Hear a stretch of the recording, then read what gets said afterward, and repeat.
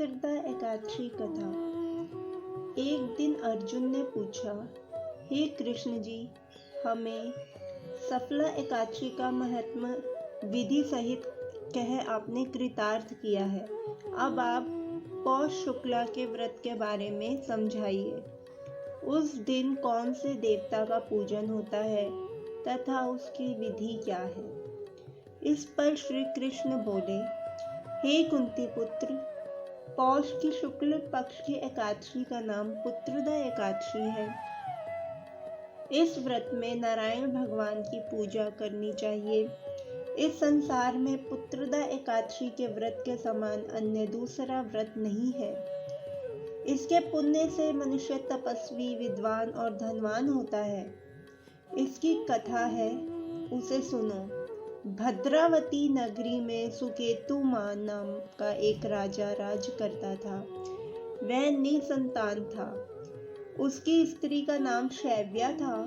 वह सदैव निपुत्री होने के कारण चिंतित रहती थी। उस पुत्रहीन राजा के पितर रोकर पिंड लेते थे कि उन्हें बाद में कौन पिंड देगा। उधर राजा को बंधु बांधव, मंत्री, मित्र, राज्य, हाथी, घोड़ा आदि से भी संतुष्ट नहीं होता था। वह विचार करता था कि मेरे मरने पर मुझे कौन पिंड दान करेगा।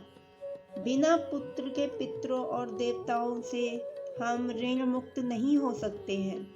जिस घर में पुत्र नहीं, वहां सदैव अंधेरा ही रहता है। इस तरह राजा रात दिन उसी चिंता में लगा रहता है। एक दिन राजा ने अपना शरीर को त्याग देने की सोची, परंतु विचार करने लगा, आत्मघात करना महापाप है। राजा इस तरह विचार कर एक दिन छिपके वन को चला गया। राजा घोड़े पर सवार होकर वन में पक्षियों और वृक्षों को देखने लगा। वन के दृश्यों को देखकर राजा को सोच विचार में दोपहर हो गई। अब राजा को भूख प्यास लगने लगी।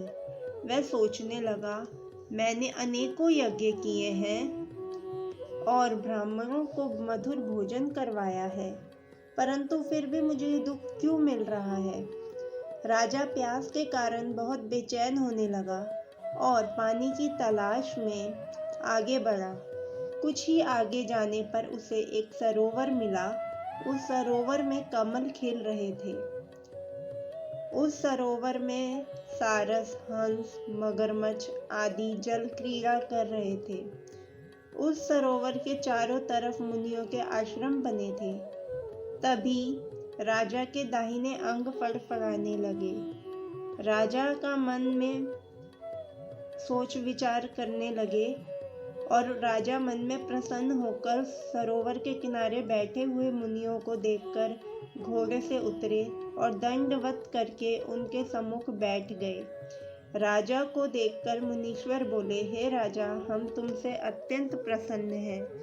तुम इस जगह पर कैसे आए हो, सो कहो।